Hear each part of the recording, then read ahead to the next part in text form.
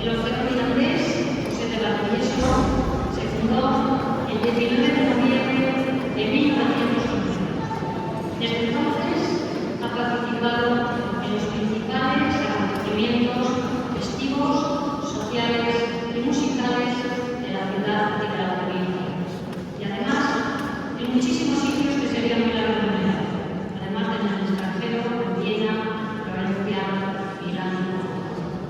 Está en posesión de varios galardones, como la Medalla de Oro de la provincia, la Medalla de Oro y León de Oro de la ciudad de Miranda y la Corbata Rosario. En el año 2011, con motivo del 60 aniversario, fue elegido pregonero de las fiestas de San Juan del Monte. Está dirigido por Héctor González Vinurales. Un fuerte aplauso a todos.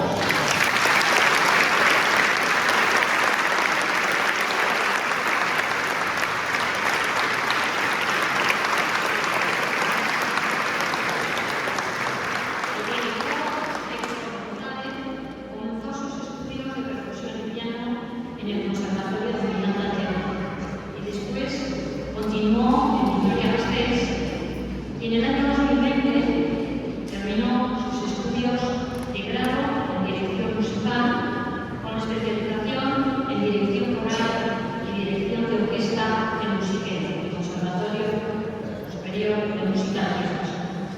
Hoy en día compagina su trabajo como director en varios coros, en el Orfeón Mirandés, en la banda de música de la Reino, en la joven orquesta de cámara Gregorio Sotolabarrieta, y lo combina con la educación, el teatro y como pianista acompañante. Hoy nos han preparado esta repertorio. En primer lugar, melodías antillanas. A continuación, Alma, Corazón y Vida. Después, El último café. A continuación, Todas las mañanitas, con Celia Alcalá. Después, Va Pensiero. Y para terminar, Nerea y Santos. Con todos nosotros, el Orfeón Mirandés, con su director Héctor González Vinurales, esperemos que sea de vuestro gusto. Chao.